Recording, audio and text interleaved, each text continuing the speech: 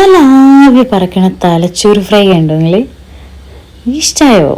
അങ്ങനെയാണെങ്കിൽ നമുക്ക് അതിൻ്റെ റെസിപ്പി ഒന്ന് കണ്ടാലോ? എന്നാ വാ ഒന്ന് കണ്ടിച്ച് വരാം കേട്ടോ. അപ്പോൾ welcome back to our channel. അപ്പോൾ ഒന്ന് സബ്സ്ക്രൈബ് ചെയ്യുക, ലൈക്ക് ചെയ്യുക, ഷെയർ ചെയ്യുക. അപ്പോൾ നമുക്ക് റെസിപ്പിയിലോട്ട് പോവാം. അപ്പോൾ അതിന് വേണ്ടിയിട്ടാണ് മെയിൻ ഇൻഗ്രീഡിയൻ്റ് ആയ തലച്ചോറ് ഇവിടെ റെഡിയാണ്. അതിനുശേഷം നമ്മൾ വലിയ ഉള്ളി, ചെറിയ ഉള്ളി ഇല്ലേ, കുറച്ച് വലിയ സൈസ് ആണെങ്കിൽ നമ്മളൊരു 9 എണ്ണം ഇട്ട് എടുത്തത്.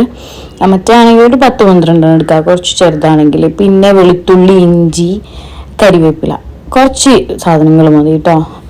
അങ്ങനെ ഈ വെളുത്തുള്ളി ഇഞ്ചിയും കൂടിയും കുത്തിയെടുത്ത് അരയ്ക്കണ്ട, കുത്തിയെടുത്താൽ മതി.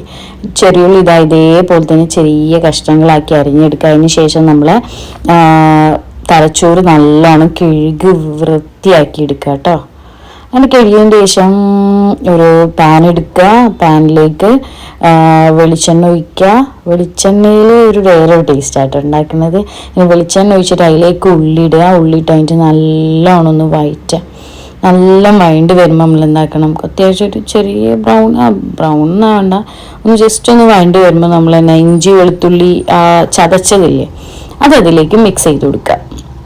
അതിനുശേഷം അതും അതിലേക്കൊന്ന് ജസ്റ്റ് ഒന്ന് റെഡിയായി മിക്സായി വരുമ്പോൾ എന്താക്കുക, കുറച്ച് കരിവേപ്പില ഉണ്ടായിരുന്നു, അത് ഇട്ട് കൊടുക്കുക.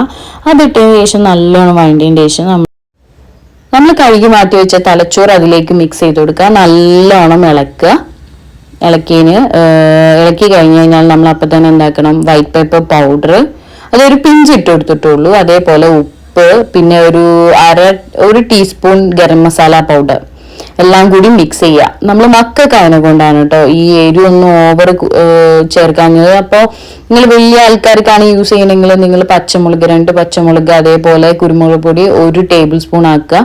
അങ്ങനെ വെള്ളമൊക്കെ വറ്റി ഒന്ന് സെറ്റായതിൻ്റെ ശേഷം നമ്മൾ എന്താക്കുക, ഒരു ബൗളിലേക്ക് സെർവ് ചെയ്യുക. ഒന്ന് ടേസ്റ്റ് ചെയ്ത് നോക്ക്. ഇഷ്ടമുള്ളവരാണെങ്കിൽ ഒന്ന് ട്രൈ ചെയ്ത് നോക്ക്, പെട്ടെന്ന് തന്നെ കഴിയുകയും ചെയ്യും. അപ്പോൾ അടുത്ത വീഡിയോ ആയിട്ട് വരുന്നതായിരിക്കും. ബൈ.